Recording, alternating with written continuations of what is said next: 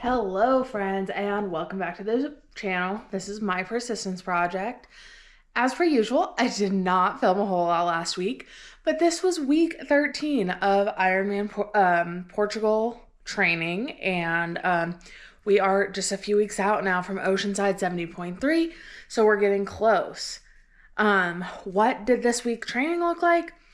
It was some decent, solid workouts, and my new bike is making a huge difference, which is really exciting because we're going to get into bike gear this week. Swimming, I did just over 5,000 yards in 3 swims.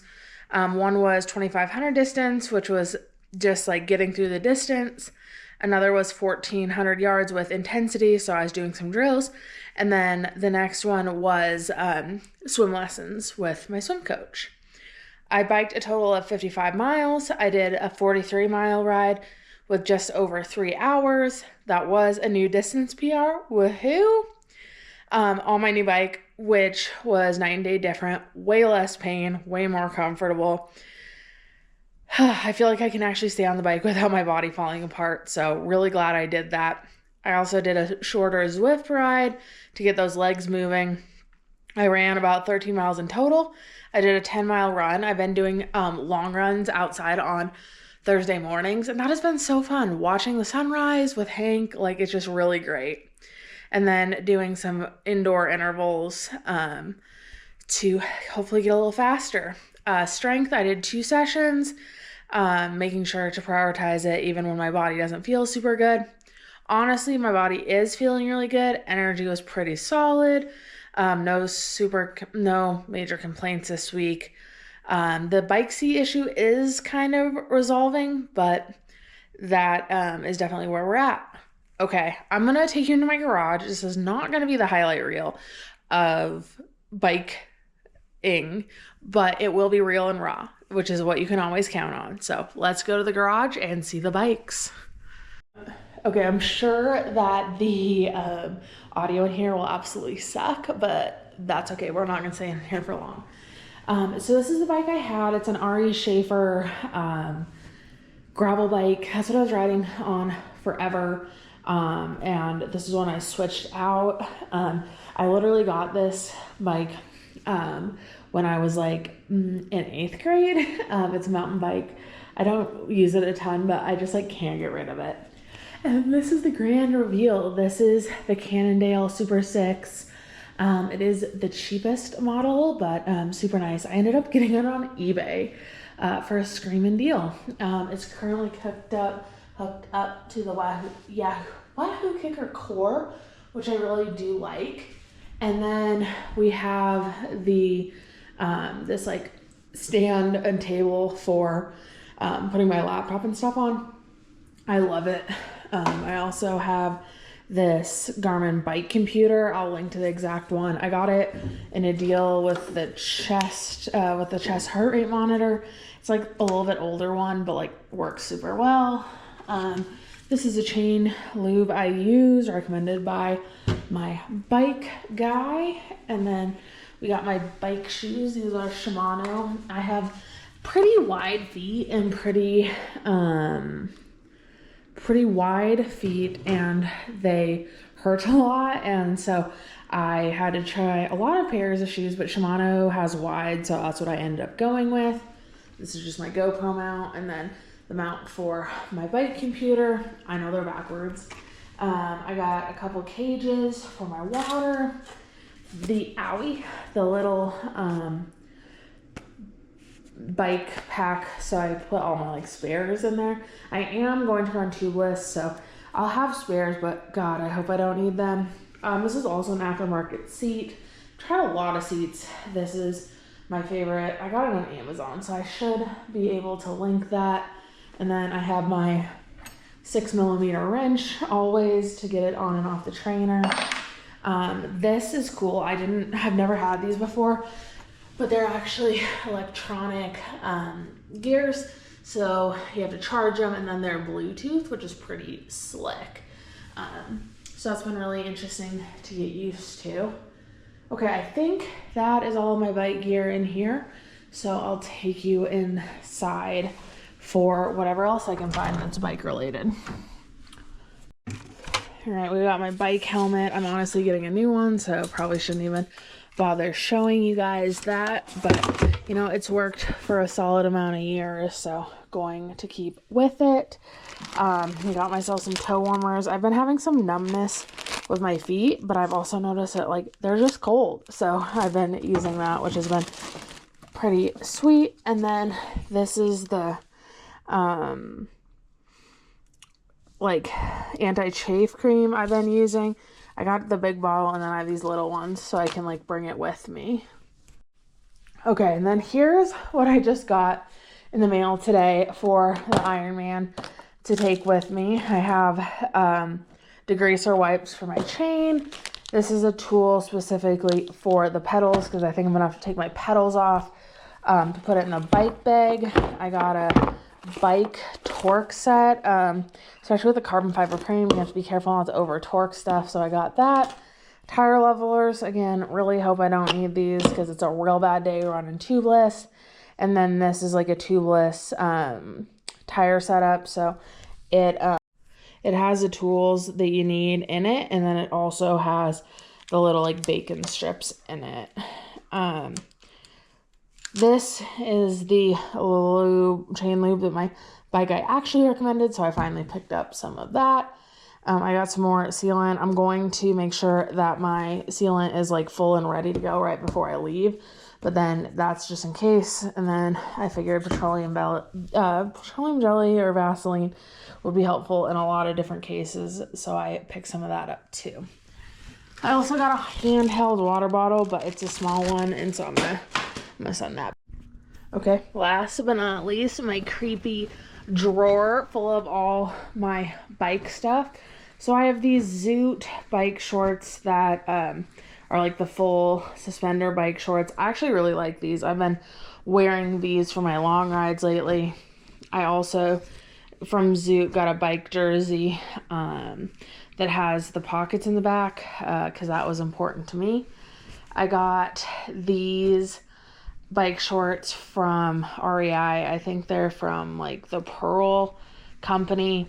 They're okay. I like them overall. The only thing I didn't notice in the store is that they are mesh on the side, so I can't really wear them out in public. And then I have a couple pairs of these also from Zoot that are like the race shorts. So the padding's not as thick, but it's better for when you run. And I do like those as well. I also have a pair from Wild Dry that I wore tonight. Do not like those. Do not recommend. They've never really worked that great, but maybe I'm just unlucky, but probably will continue to like look and figure out bike stuff because I don't think I've done that well yet.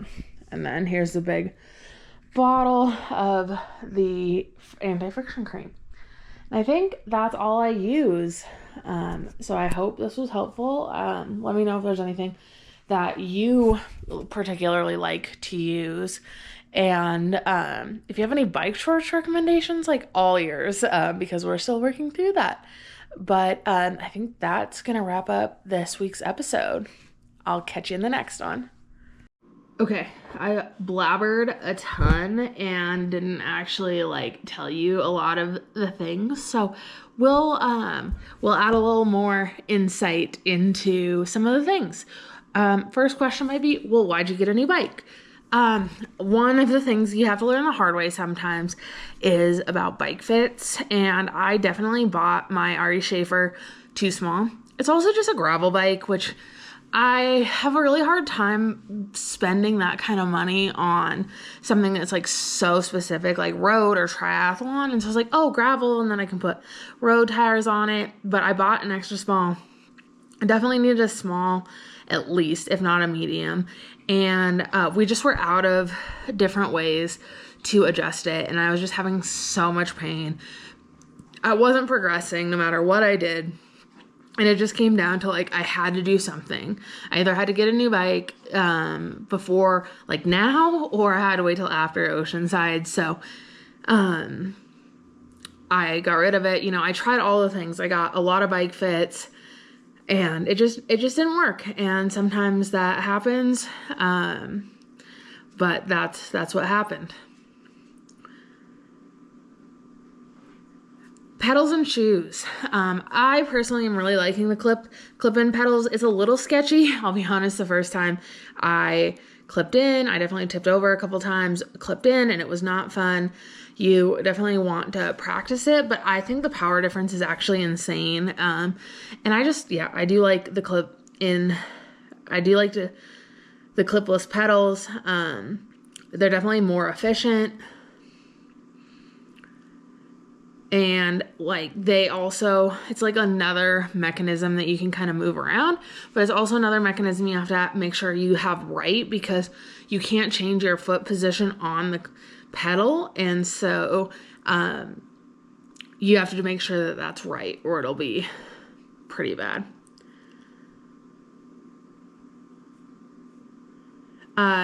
Indoor rides. I have the Wahoo Kicker Core. I'll link which one I specifically have. A few things I've learned the hard way is that you have to have the same cassette. And so like the cassette comes separately. If you have a bike person, I would just ask them. But if you like Google what one your bike has, just get the same one. So I put my new bike on my old cassette, and that was all sorts of messed up. So then I had to go get a new cassette for that. So just something to think about. And then I use Zwift for my indoor rides. I like it. It's quite expensive. I know Ironman has like Rovi or something like that. And that is for like, you can actually ride the Ironman courses. And so if I hadn't already paid for a Zwift subscription, I might consider that one. So just know like Wahoo and Zwift like have a like partnership. And so like, I just never really seen anyone use anything but Zwift.